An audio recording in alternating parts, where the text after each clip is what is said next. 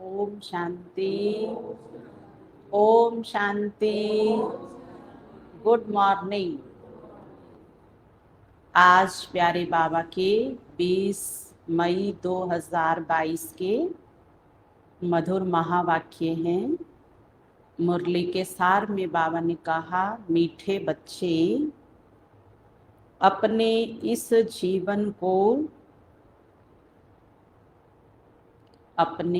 जीवन को कौड़ी से हीरे जैसा बनाना है तो समय को सफल करो।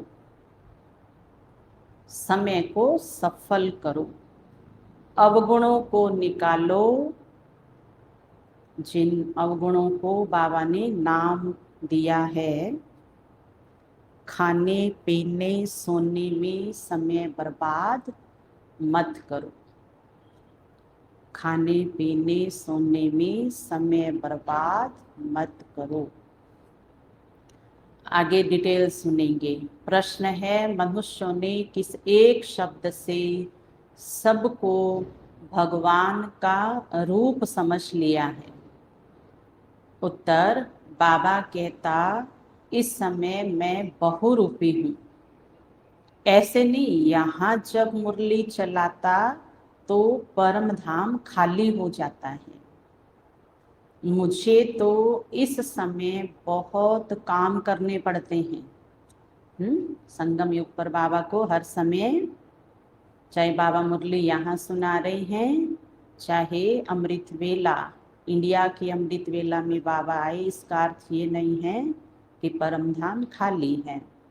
मुझे तो इस समय बहुत काम करने पड़ते हैं, बहुत सर्विस चलती है। बच्चों को, भक्तों को साक्षात्कार कराना पड़ता है। इस समय मैं बहुरूपी हूँ। इसी एक शब्द से मनुष्यों ने कहा, यह सब भगवान के रूप है। ये सब भगवान के रूप है। बाबा कहते, मैं अपने एक ही समय पर अनेकों प्रकार की सेवा करता हूँ। तो भक्ति में उसका ये अर्थ निकाल लिया कि परमात्मा के ही सब रूप हैं। प्रश्न दूसरा, बाप की किस श्रीमत को पालन करने वाले बच्चे सपूत हैं?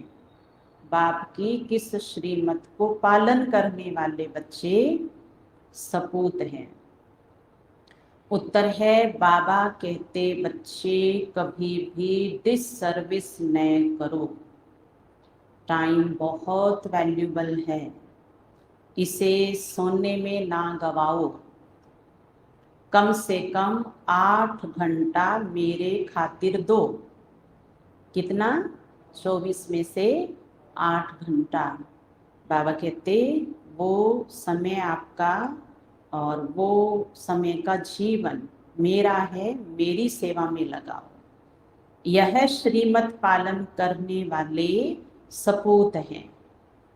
8 घंटा राजयोग की यात्रा में जब विश्व सेवा और स्व सेवा का संतुलन बना करके चल रही हैं, उसको बाबा ने कहा, ये अच्छे वाली श्रीमत है और इसका जिसने पालन किया वो सपूत है।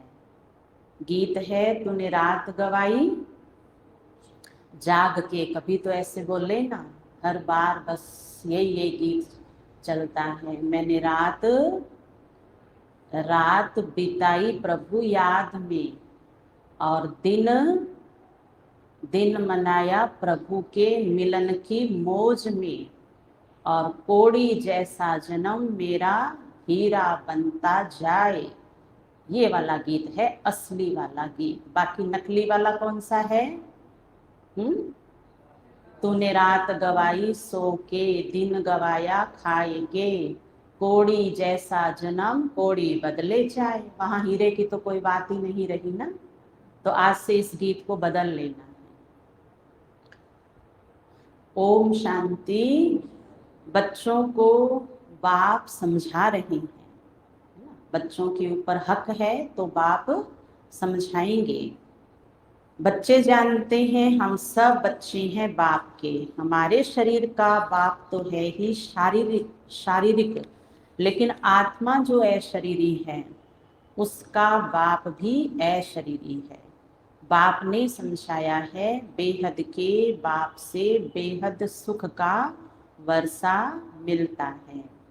अभी शुरू होता है जो त्रेता अंत तक चलता है, कमाना नहीं पड़ता है। बेहद का वर्षा एक समय में ही कमा रहे हैं तो फिर 2500 तक हमें तिनके जितना भी कर्म करके मेहनत करके तिनके जितनी भी प्राप्ति करने की जरूरत नहीं है।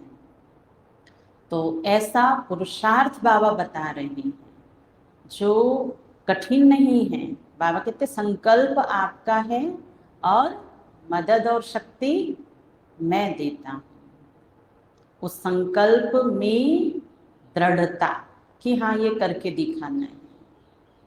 अभी शुरू होता है तो जो त्रेता अंत तक चलता है, तुम अभी पुरुषार्थ कर रहे हो भविष्य 21 जन्मों की प्रारब्ध लिए, फिर बाद में हद का शुरू होता है, बेहद का पूरा हो जाता है। तो हद का कौन सा है? फिर कमाना शुरू करना पड़ेगा, है ना। तो भक्ति में बाबा को याद करके भी कमाते हैं और शरीर निर्वाहार्थ कारोबार धंधा भी करते हैं, तब जीवन यापन होता है। तो उसको कहेंगे हद का वर्षा। ये है गुह्य बातें, जानते हैं। आधा कल्प हम हद के बाप से वर्षा लेते हैं और बेहद के बाप को याद करते आए हैं, क्योंकि हद के पिता के पास हमारा कमाया हुआ थोड़ा है, इसलिए खुद भी अपने आप से संतुष्ट नहीं है। और हद का पिता जब हमें हमारा हिस्सा दे रहा है तो वो भी हमारा ही है, इसलिए हमें बेहद का पिता भी अच्छा नहीं लगता है। क्योंकि उस समय ये तो ज्ञान है नहीं कि मेरे पिता अपना तो दे ही नहीं सकते हैं। क्यों? क्योंकि हर आत्मा का अपना अपना है। हाँ, मेरे पिता के साथ मेरा पूर्व जन्मों का जॉइंट खाता होने की वजह से उसमें भी जो मेरा है वो मुझे मिल रहा है। तब सूक्ष्म ज्ञान तो है नहीं, इसलिए फिर पिता दे रहा है तो परेशान हो रहा है और बच्चा ले रहा है तो संतुष्ट नहीं हो रहा है। और ज्ञान ये होना चाहिए कि मेरे पिता के पास मेरा जितना है उतना मिल रहा है, और पिता को ये समझ होनी चाहिए कि मेरे पास जिस जिसका है वो अपना ले रहे हैं, तो मैं किस बात का मालिक हूँ जो मैं करूं क्या, मुझे करना है क्या। तो ये तो दुख का संकल्प है जो क्या करेगा, दुखी बनाएगा। करते रहेंगे दुखी होते रहेंगे। तो इससे तो अच्छा है कि राजी राजी करें। और कुछ नहीं समझ में आता है तो बाबा पे छोड़ दें। अब करो भी, याद भी रखो, याद भी कराओ, ये वाला तो कोई, है ना, पुरुषार्थी जीवन नहीं है। इतना तो जानवर भी ची ची करके और याद नहीं कराते हैं कि बच्चों हम तुम्हें रोज इतना दाना डालते हैं।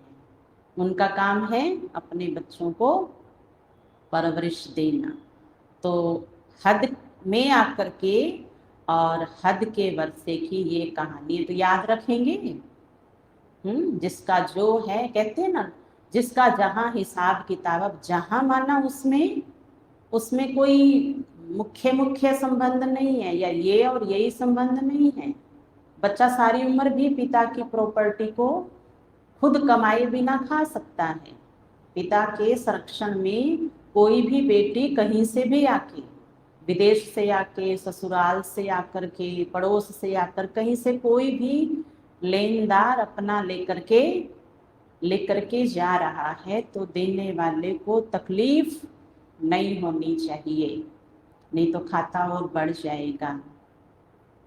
आ रहा है समझ में? आ गया ना? हाँ, तो अब बाबा कहते मैंने किसको समझाया? बच्चों को समझाया। तो आज बच्चे समझदार बन करके चलेंगे। आत्मा के संबंध में सभी ब्रदर्स है, ये तो और ऊंची बात बाबा ने कह दी। पत्नी भी कौन है? भाई है, सूक्ष्म रिश्ता। बेटा भी कौन है? पोता भी कौन है, पत्नी भी कौन है, पति कौन है, भाई भाई। तो फिर जितनी घर में चीजें हैं वो सब क्या हो गई, बराबर हो गई। फिर आप कौन से वहां मालिक हो गए या हम कौन से मालिक हो गए। जब भाई भाई हैं तो सारी चीजें क्या हो गई, हाँ सबकी एक बराबर हो गई। तो अगर इस मैं के संकल्प से मुक्त होना है तो ये अभ्यास करना है। ये सब भाई हैं, है ना, और भाई को तो बराबर हक मिलता ही है। बराबर माना अब जो है जितना है, तो भाई बहन हो जाते हैं। ये नई रचना है ना, पीछे फिर परिवार बढ़ता है, काका चाचा मामा सब पीछे होते हैं। इस समय बाप रचना रच रही हैं, बच्चे और बच्चियां हैं, दूसरा कोई संबंध नहीं है। अब तुम जीते जी भाई बहन बन जाते हो। दूसरा कोई संबंध से हमारा आपस में और नाता यहाँ नहीं है, पूरे विश्व के अंदर नहीं है। और हमारा सदा का नाता तो भाई भाई का ही था।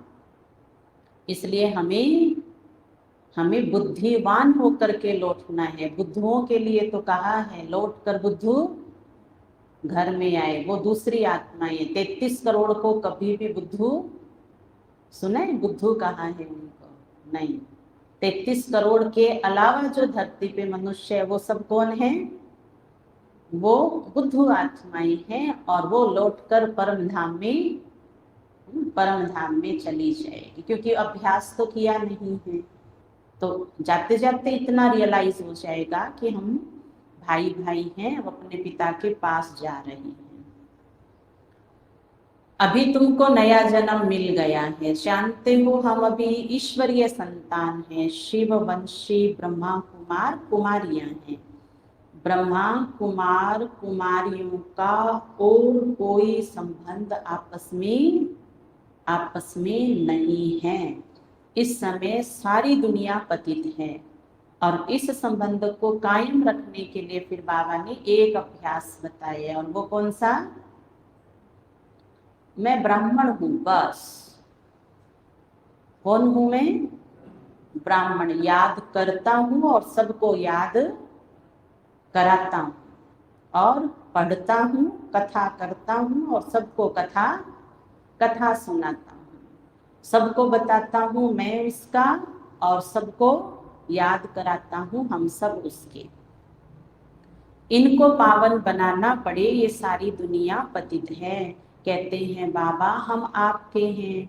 बाप कहते हैं बच्चे भविष्य के लिए पुरुषार्थ करके अपना जीवन हीरे जैसा बनाना है। सारा दिन क्या करो, सिर्फ खाना पीना, रात को सोना और बाप को याद न करना। इससे कोई हीरे जैसा जन्म नहीं मिलेगा। क्योंकि जो खाते हैं पीते हैं, केवल सोते हैं, पुरुषार्थ नहीं करते हैं, तो उनके लिए तो फिर बाबा ने बोला है ना कि वहां करेंगे जाकर के सेवा। बाबा कहते हैं शरीर निर्वाहार्थ कर्म करते, गृहस्थ व्यवहार में रहते, कमल फूल सम्मान बनना है। समझते हैं हम कोड़ी से हीरे जैसा, अर्थात मनुष्य से देवता बन रहे हैं। मनुष्यों में तो बहुत अवगुण हैं, देवताओं में गुण होते हैं। तब तो मनुष्य देवताओं के आगे जाकर अपने अवगुण बताते हैं ना। तो फिर अब सामने वाला मुझे ये कैसे बोल सकता है कि मेरी गलती हो गई, वो क्यों बताएंगे। वो तो बेचारे 2500 साल से बताते ही जा रहे हैं, अब उनके मुख से सुन लेवे तो जी सोरा हो जावे। ये कौन सा पुरुषार्थ है। वो तो सदा से ही बोलते आए हैं, जो हो तुम हो, हम तो वो के वही हैं। तुम धन्य हो, बदलते हो, मनुष्य से देवता बनते हो, और हम तो मनुष्य नहीं है। हम नीच पापी कामी कपटी क्रोधी अहंकारी हैं कि कब से कहते आ रहे हैं। और तुम हो कि मूड ऑफ करके घूमे जा रहे हो हमारे संग। अरे देवता बनने जा रहे हो, थोड़ा ध्यान रखो अपना। वो यही सोचते हैं। सेंटर में आने वाले हर भाई बहन के लिए पूरा विश्व यही सोचता है, जो जो जानता है वो यही कहते हैं कि ये वो ही है। तो उनसे हम इच्छा नहीं रख सकते हैं। उनके हाथ सदा ही क्या है, लेते स्वरूप में है, और हमारा हाथ देवता स्वरूप में है। अगर खुद का लेवता स्वरूप हाथ होगा ना, तो कहाँ देखोगे भीड़ भरी दुनिया में, उनसे भी पीछे,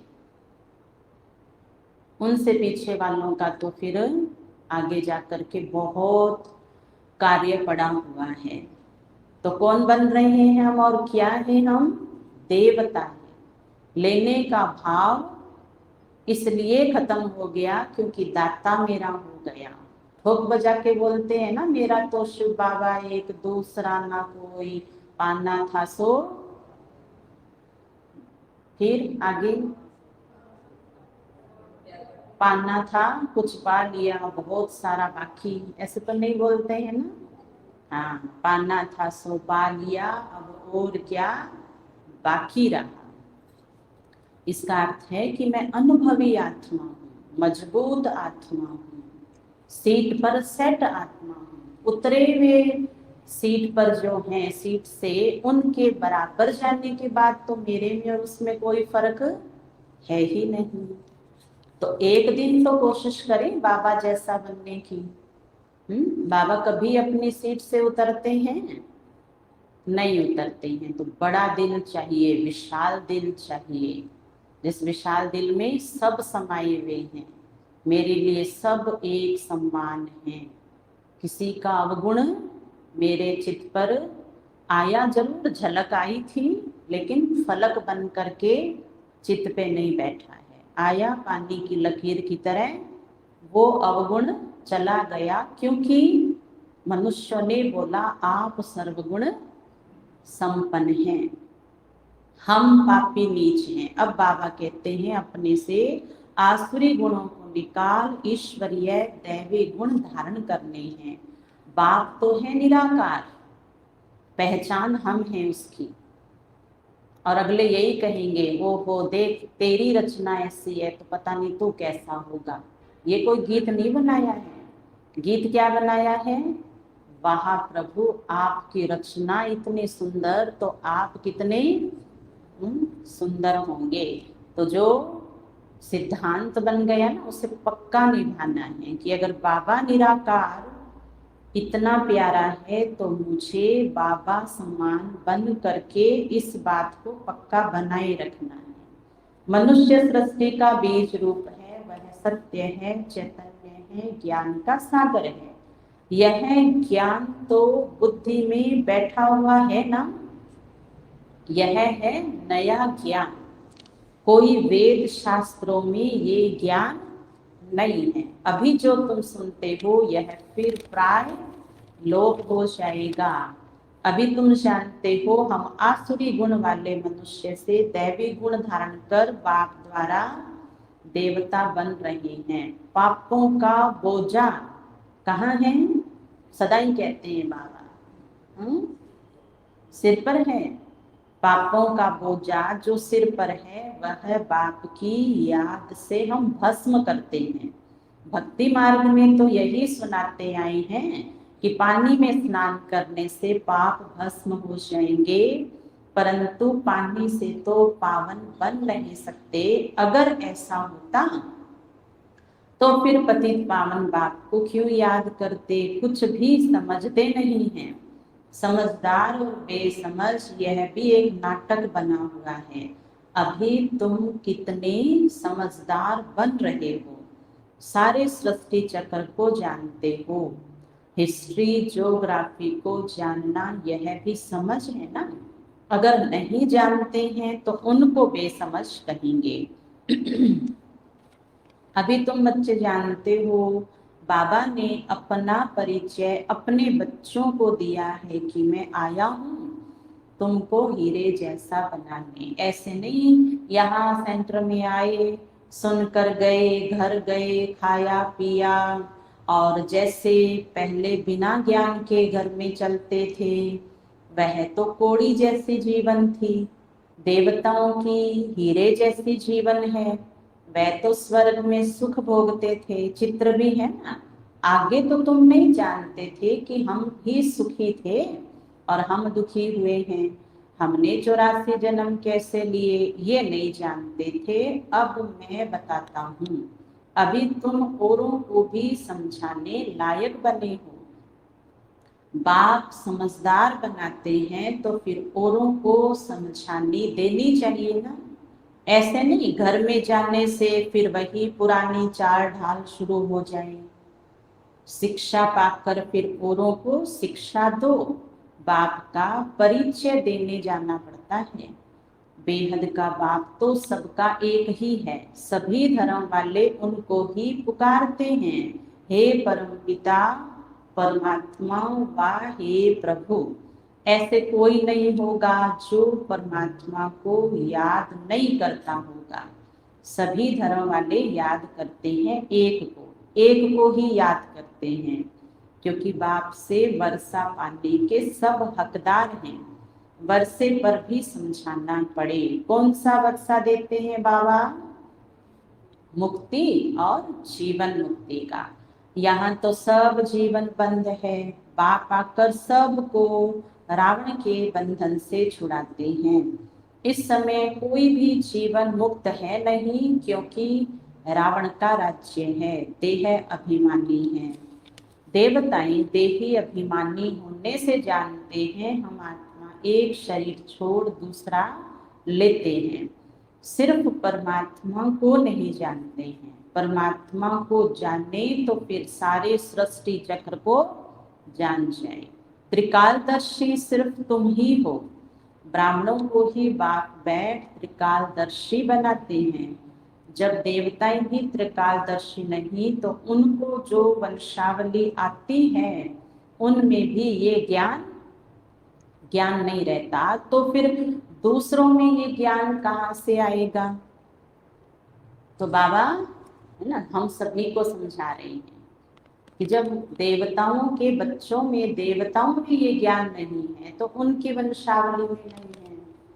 और आप सोचो कि हम ज्ञान सुन ले रहे हैं और घर जाके बच्चों पर असर हो जाए, बच्चे धारण कर ले, क्या ऐसा हो सकता है? हाँ, हमारी धारणाओं का प्रभाव जरूर धीरे धीरे आएगा, लेकिन हम धारणा छोड़ के और उनको कहें कि तुम सही चलो, ये तो नहीं हो सकता। देने वाला भी एक ही है। ये सहज राज्य की नॉलेज और कोई को हो नहीं सकती। देवी देवता धर्म का शास्त्र भी तो होना चाहिए ना। तो ड्रामानुसार उन्हों को फिर शास्त्र बनाने पड़ते हैं। गीता भागवत आदि सब ऐसे ही फिर बनेंगे, ग्रंथ भी ऐसे बनेंगे।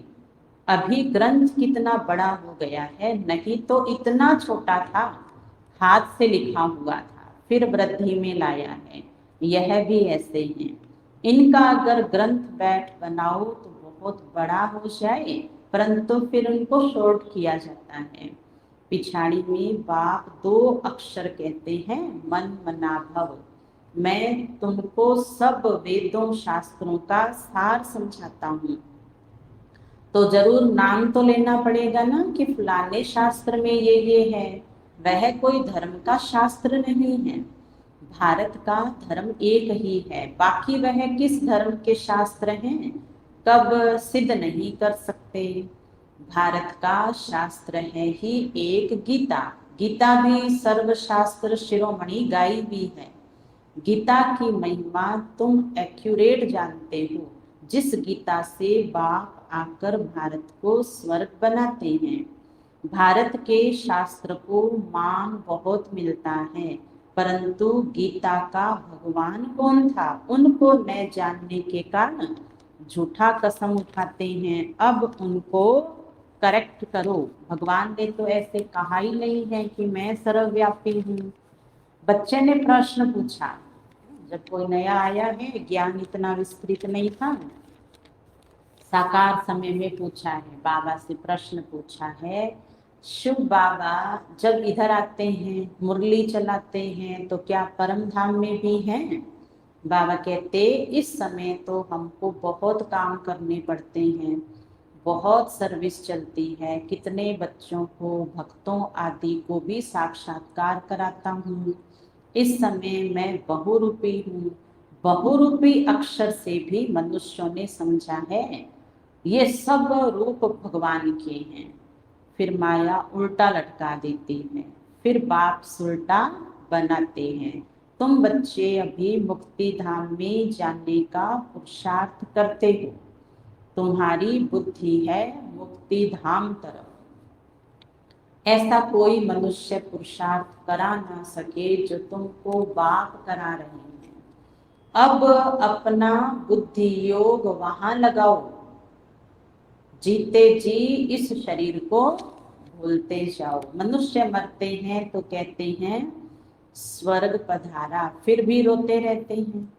बाप के जो सपूत बच्चे होंगे वही बाप के मददगार बन सर्विस करेंगे, वह कभी डिस सर्विस नहीं करेंगे। अगर कोई डिस सर्विस करते हैं तो गोया अपनी करते हैं।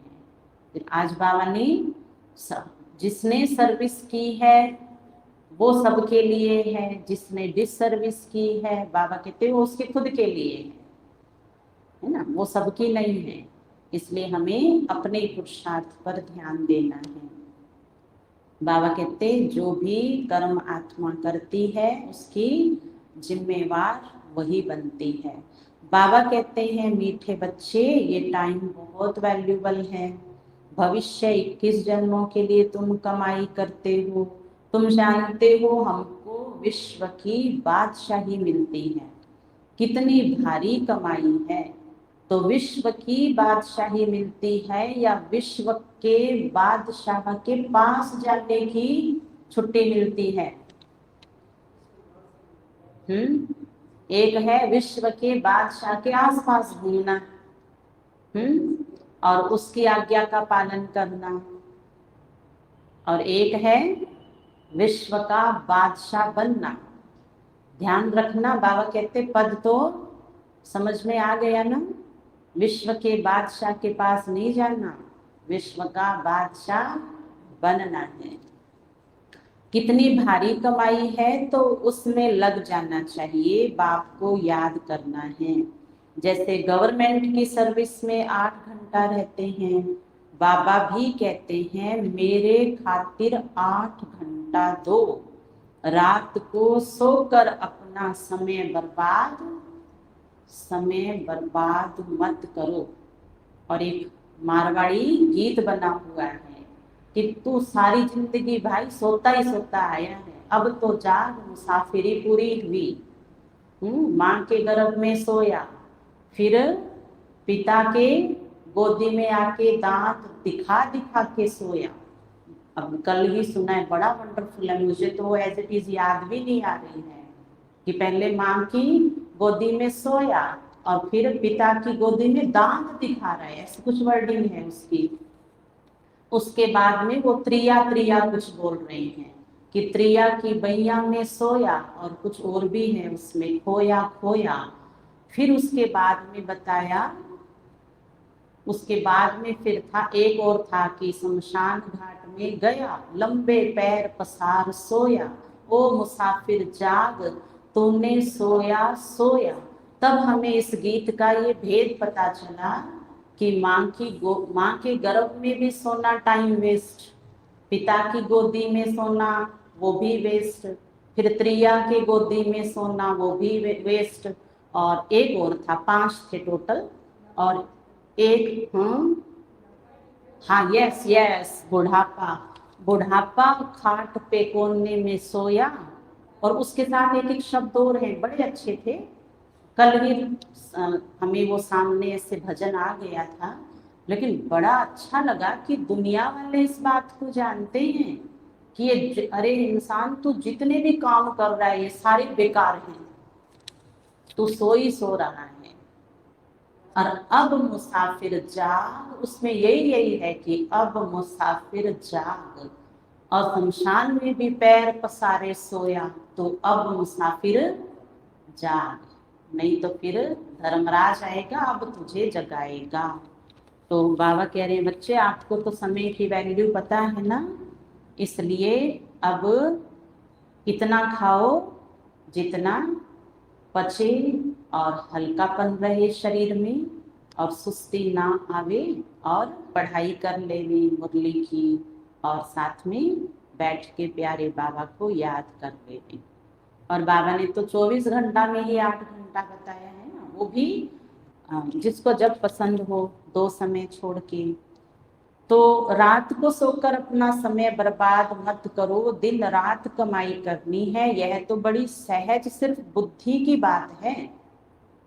मनुष्य जब धंधे पर जाते हैं तो पहले मंदिर के सामने हाथ जोड़कर फिर दुकान पर जाते हैं, लौटते समय फिर भूल जाते हैं, घर याद आ जाता है, वह भी अच्छा है, परंतु अर्थ कुछ भी नहीं जानते कि जब कर्म करो प्रभु की याद, और जब घर जाने का समय आया परम धाम में आत्मा जाके बाबा को भूल जाती है।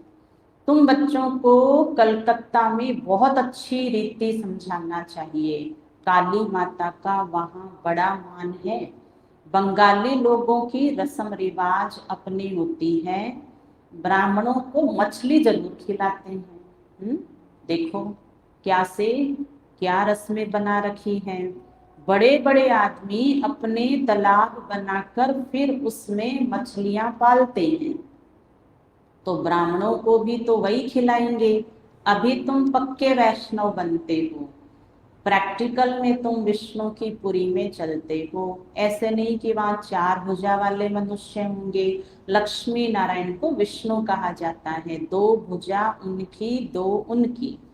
तुम महालक्ष्मी की पूजा करते हो, वास्तव में विष्णु की करते हो, दोनों ही हैं, परंतु इस समय महिमा महिमा महिमा नाम किसका रखते हैं? भाई का नहीं होता है, महिमा नाम किसका होता है? माताओं का होता है। तो माताओं को बाबा कह रहे हैं माताएं कौन हो? शिव शक्ति हो। आपकी जय, बाबा जय बोल रहे हैं आपकी, जिसका अर्थ क्या है? हाँ, मनाओ मनाओ, खुशी मनाओ,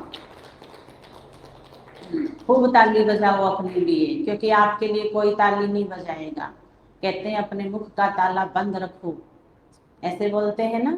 हाँ, तो बाबा आपकी महिमा कर रहे हैं। माताएं जागो, जग को जगाने वाली जननी जग माता उठो, तुम्हारी जय है, तुम्हारी हार कभी नहीं हो सकती है, क्योंकि तुम शिव की शक्ति हो। जगत अम्बा का गायन है, लक्ष्मी का भी नाम गाया हुआ है।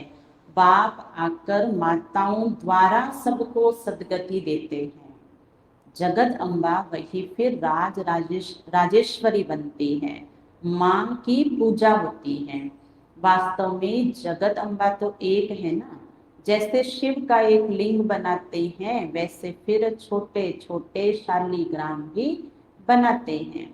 इसको ही बलि चढ़ना कहा जाता है कि बाबा आप और मैं रूप में एक समान है, जैसे आप हो वैसा ही मैं हूँ, आप बिंदु हो और मैं भी बिंदु हूँ।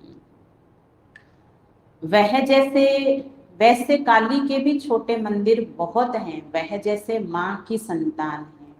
अभी बाप तुमको अपना बनाते हैं, इसको ही बलि चढ़ना कहा जाता है। तुम बलि चढ़ते हो उन पर, इस ब्रह्मा पर नहीं। तो आज बाबा ने समझाया अभी टाइम वेस्ट नहीं करना चाहिए, धंधा आदि भल करो। अगर पैसा काफी है खाने के लिए तो फिर जास्ती मत्था क्यों मारते हो?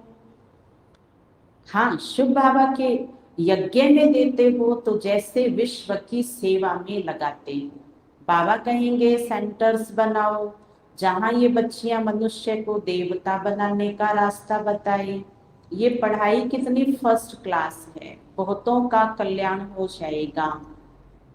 बाप कहते हैं लाख करोड़ कमाओ, परंतु काम ऐसा करो जिससे भारत पावन बने, ना कि घर भी पावन ना रहे, क्योंकि अधिक धन के झगड़े भी तो फिर अधिक होते हैं ना। एवर हेल्दी बने, तुम भविष्य के लिए अभी पूरा वर्षा लेते हो, वहां गरीब तो कोई होते नहीं है, वहां भी अभी की प्रारब्ध भोगते हो। तो इतनी धारणा करनी चाहिए, तुम्हारा एक एक पैसा हीरे समान है, इनसे भारत स्वर्ग बनता है।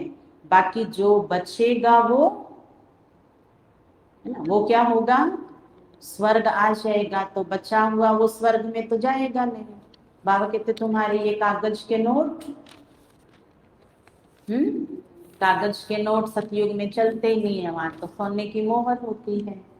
इसलिए बाबा के बैंक में, ये इधर बैंक पड़ा है, ये क्या है, बैंक, देखो इधर। हाँ, वो उस बैंक में भी नियम होता है, 6 महीने में अगर आपने कुछ नहीं डाला है तो खाता,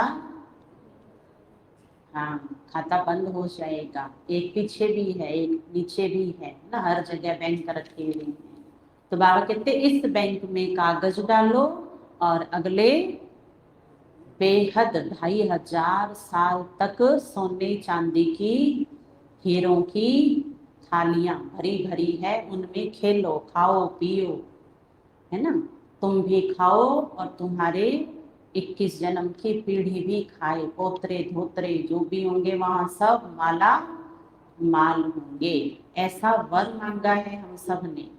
तो कौड़ियों के पीछे ये वर वेस्ट ना जाए, जाग इंसान जाग।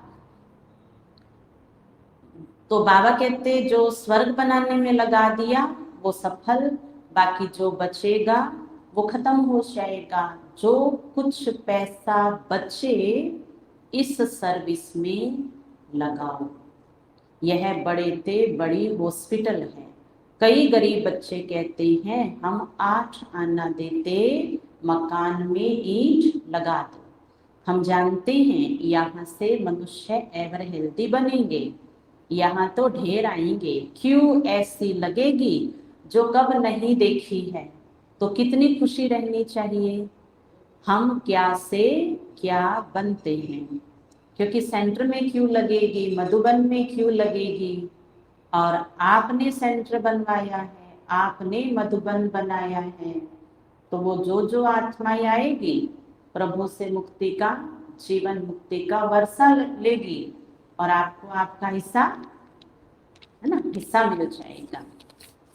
तो आप और बाप कौन है, पार्टनर हैं। जैसे कोई कार्य भागीदारी में किया जाता है तो तेरा भी है मेरा भी है। तो इस पार्टनर के साथ तो आपने अच्छी सौदागरी कर ली है ना, तो यहाँ से तो पूरा का पूरा मिलेगा। और ये तो पार्टनर ऐसा है, लास्ट में कहेगा बच्चे मुझे क्या करना है, मैं परम धाम में मेरा हिस्सा लेकर के वहां बैठ कर क्या करूंगा। तो वो भी हमारा। तो बाबा ने कहा कि बेहद के बाप का वर्षा सिर्फ तुम्हारा है, जो बेहद का बाप अपना भी देता है और तुम अपना भी कमाते हो, लेकिन हद का बाप तुम्हें अपना नहीं देता है।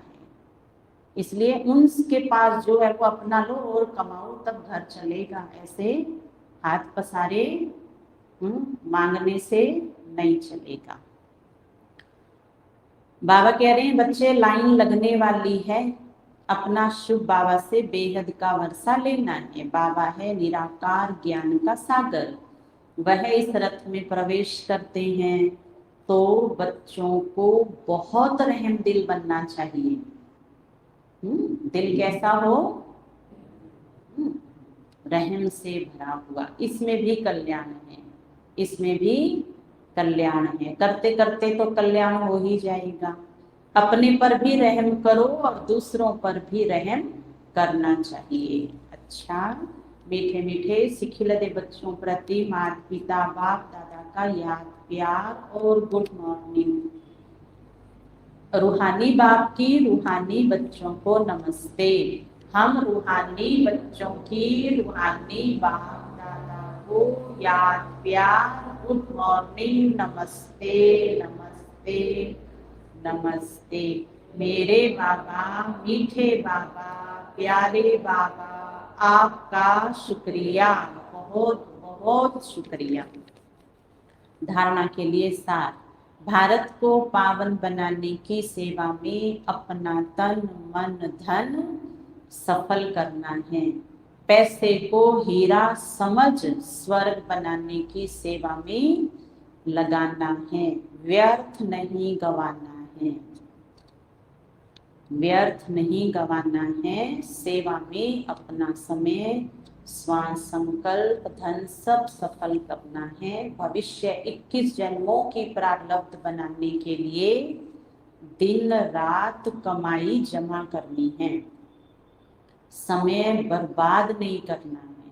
शरीर को भूलने का पुरुषार्थ करना है। वरदान। अकाल तख्त सो दिल तख्त नशीन बन, स्वराज्य के नशे में रहने वाले प्रकृति जीत माया जीत भव।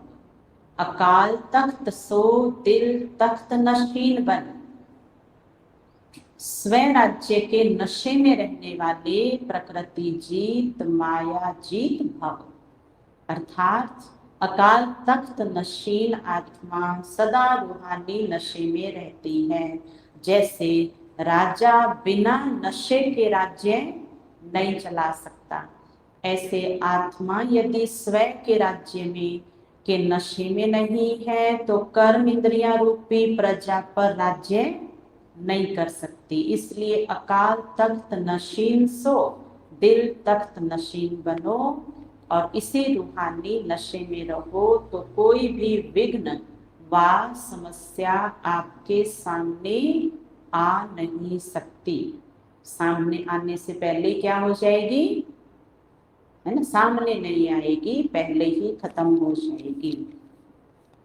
क्योंकि जब हम रूहानी नशे में हैं और बाबा के दिल तख्त नशीन हैं, बाबा की याद में हैं, तो वो नशा और स्मृति ऐसी है कि जहाँ बाबा ने कब उस माया को कहाँ ही हमसे दूर कर दिया पता ही नहीं चलेगा। तब आप कहेंगे देखो समस्या तो बहुत बड़ी थी और बाबा ने तो ऐसे पार करा दी। वाह बाबा, प्रकृति और माया भी वार नहीं कर सकती। तो तख्त नशीन बनना अर्थात सहज प्रकृति जीत और माया जीत बनना। स्लोगन है संकल्पों की सिद्धि प्राप्त करनी है तो आत्म शक्ति की उड़ान भरते रहो। और आत्मा कहाँ उड़ान भरेगी? आत्मा परम धाम जाएगी, बाबा के पास। आत्मा सूक्ष्म वतन में जाएगी, बाप दादा के पास। वहां जाएगी और उस संकल्प में शक्ति भर के आएगी और उस संकल्प में आके सफलता मिल जाएगी। इसके यादगार देखो भक्ति में दिखाए हुए हैं, है ना, कि जो संकल्प घर पे लिया, घर में जो छोटा सा मंदिर है ना, वहां संकल्प लिया, फिर कहाँ जाएंगे? घर में छोटा सा हनुमान जी का मंदिर है, वहां संकल्प लिया, फिर कहाँ जाएंगे? बड़े वाले में जाएंगे, फिर उसके बाद में और जो बड़ा है वहां जाएंगे, तो वो संकल्प सिद्ध हो जाता है ना। तो हम जो यात्रा करते हैं उसके यादगार यहाँ भी दिखाए हुए हैं। अच्छा, ओम शांति। आज